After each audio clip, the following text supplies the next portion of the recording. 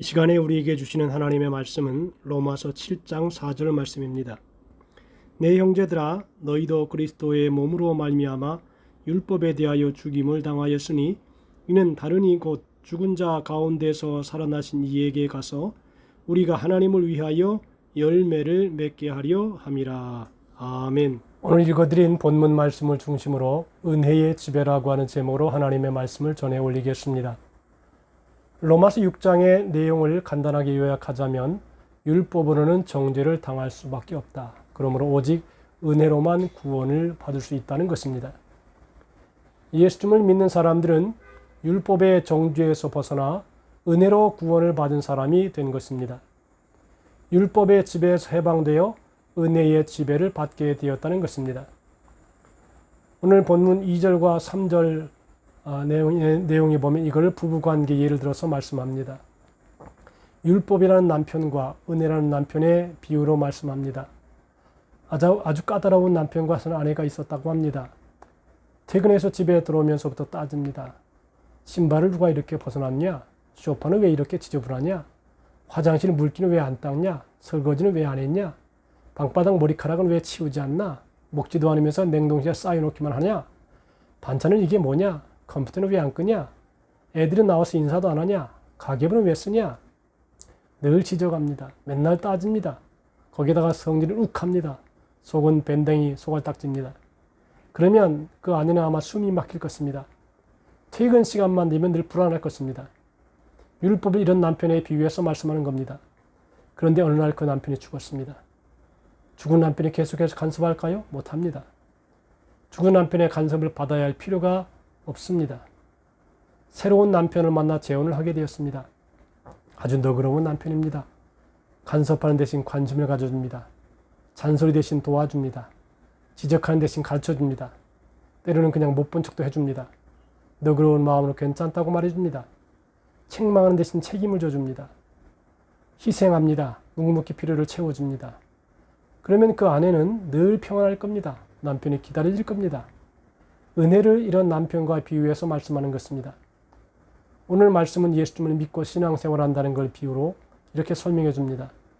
신앙생활은 율법의 지배에서 해방되는 것입니다.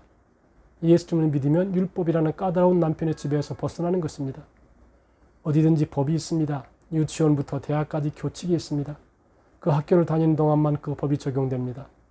회사에는 사칙이 있습니다. 그 회사 다니는 동안만 법이 적용합니다.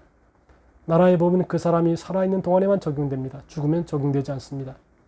10년 징역을 선고받은 사람이 5년 살다가 죽었습니다. 시체를 5년 감옥에 있게 할까요? 죽은 사람은 형기가 남아있다고 감옥에 더 있게 하지 않습니다. 예수님을 믿으면 율법이라는 까다로운 남편의 지배에서 해방되는 것입니다. 율법의 지배에서 자유롭게 되는 것입니다. 율법은 하나님이 주신 법입니다. 구체적으로 모세를 통해 주신 말씀입니다. 유대인들은 이 율법을 613가지로 정리해서 지킨답니다.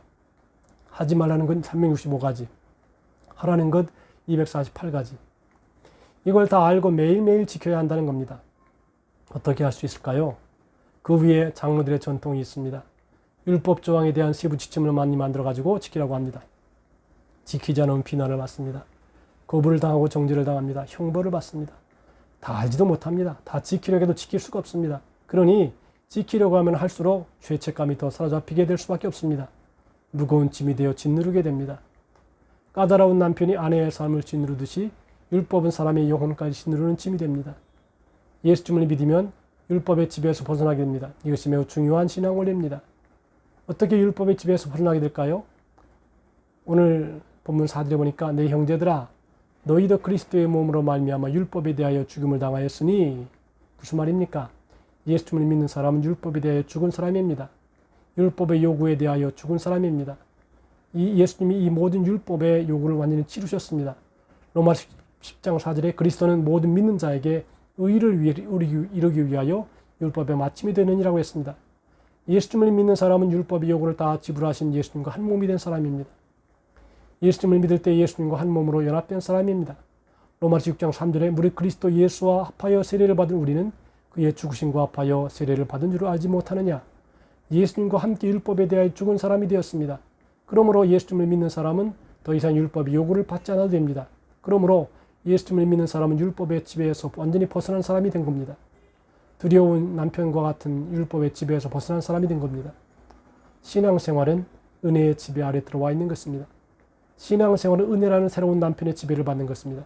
4절에 보니까 이는 곧 다르니 곧 죽은 자 가운데서 살아나신 이가 이에게 가서 그랬습니다. 신앙생활은 율법의 지배에서 벗어나기만 하는 것이 아닙니다. 방종하는 것이 아닙니다. 성경을 무시하고 내 마음대로 살아도 되는 것이다. 그런 게 아닙니다. 새로운 지배 아래로 들어오는 것입니다. 율법이라는 까다로운 남편의 지배에서 벗어나서 은혜라는 새로운 남편과 결혼한 것입니다. 죄가 너희를 주장하지 못하리니 이는 너희가 죄의 법 아래에 있지 아니하고 은혜 아래에 있음이라고 로마서 6장 14절에 말씀합니다. 예수님도 마태복음 11장 28절에 수고하고 무거운 짐진 자들아 다 내게로 오라. 내가 너희를 쉬게 하리라. 나는 마음이 온유하고 겸손하니 나의 멍에를 메고 내게 배우라. 그리하면 너희 마음이 쉼을 얻으리니 이는 내 멍에는 쉽고 내 짐은 가벼움이라 하시니라 하셨습니다. 미국 가서 잘 살아버리고 이민을 갔습니다. 한국법의 지배에서 벗어났습니다. 그 대신 미국법의 지배 아래 들어가는 것입니다. 한국 가서 잘 살아버리고 탈북을 했습니다. 북한법의 지배에서 벗어났습니다. 자유를 얻었습니다. 그 대신 이제는 한국법의 지배 아래 들어오는 것입니다. 대한민국 법을 따라야 합니다. 신앙생활은 율법의 지배에서 벗어나서 은혜의 지배 안으로 들어오는 것입니다. 신앙생활은 율법이라는 신랑에게서 벗어나서 은혜라는 신랑에게 온 것입니다. 그렇다면 은혜인 새로운 신랑은 신부를 어떻게 대합니까? 신랑이신 예수님은 신부인 교회를 어떻게 대해줍니까? 에베소 6장 25절에 남편들아 아내 사랑하기를 그리스도께서 교회를 사랑하시고 그 교회를 위해 자신을 주신같이 하라고 했습니다. 사랑으로 대하십니다. 목숨을 바치는 사랑으로 대하십니다. 사랑의 눈으로 보시고 언제나 우리를 긍휼히 보십니다. 사랑의 눈으로 보시니 티가 보이지 않습니다. 흠이 보이지 않습니다. 그래서 요한일서 4장 18절에 사랑 안에 두려움이 없고 온전한 사랑이 두려움을 내어 쫓나니 그랬습니다. 신앙생활은 예수님과 사랑의 관계 속으로 들어가는 것입니다. 사랑에 빠지는 것입니다. 그러면 우리가 어떻게 사랑에 빠지는 신앙생활을 할 수 있을까요? 신앙생활은 은혜의 지배를 받으며 사는 것입니다. 컵에 물이 가득 채워 있으면 공기가 채워지지 않습니다. 물이 비어 있으면 공기로 채워지게 됩니다. 신앙생활을 하는데 은혜의 지배를 받지 않으면 자꾸만 죄가 틈을 타게 됩니다. 5절에 보니까 우리가 육신에 있을 때에는 율법으로 말미암은 죄의 정욕이 우리 지체 중에 역사하여 우리로 사망을 위해 열매를 맺게 하였다 그랬습니다. 예수님을 믿는 사람도 죄의 본성이 남아 있습니다. 육신의 정욕, 안목의 정욕, 이생의 자랑에 대한 욕망이 남아 있습니다. 은혜의 지배를 받지 않으면 육신의 본성이 죄에 민감하게 반응을 시작합니다. 죄가 우리를 쥐고 흔들어댑니다. 갈라디아서 5장 19절 27절에 육체의 일은 분명하니 곧 음행과 더러운 것과 호색과 우상 숭배와 주술과 원수를 맺는 것과 분쟁과 시기와 분냉과 당짓는 것과 분열함과 이단과 투기와 술 취함과 방탕함과 또 그와 같은 것들이라 했습니다. 그래서 사망을 위하여 열매를 맺게 합니다. 죽을 맛으로 살게 합니다.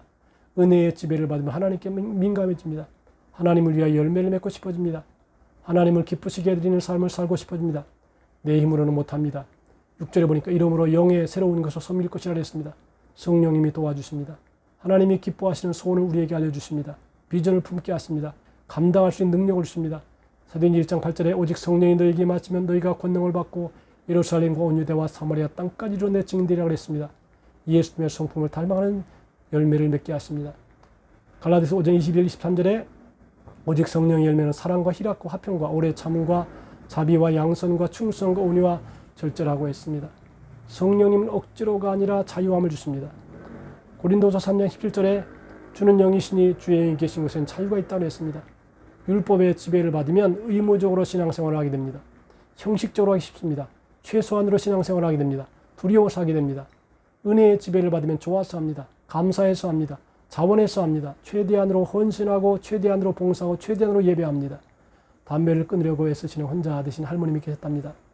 담배를 끊으려고 지난 50년간 노력을 했습니다. 자녀들도 건강 생각해서 끊으려고 성공합니다. 그런데 안 끊어집니다. 손주들도 할머니가 안아주려 하면 담배 냄새가 난다고 싫어하고 도망갑니다. 그래도 안 끊어집니다. 잔소리하는 자녀들도 부담스럽고 손주들이 그런 말 하는 것도 부담이 됩니다. 어느 날 노인정에 완전히 할머니 스타일인 할아버지를 만나게 되었습니다. 사랑에 빠졌습니다. 할아버지가 말합니다. 다 좋으신데 저는 담배 냄새를 맡는 게 힘듭니다.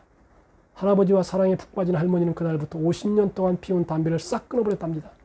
담배의 힘보다 사랑의 힘이 훨씬 더 컸습니다. 예수님과 사랑에 깊이 빠지는 신앙생활을 하게 되기 바랍니다. 그래서 율법의 지배에서 벗어나서 은혜의 지배를 받는 우리 모든 성도가 되시기를 주님의 이름으로 축복합니다.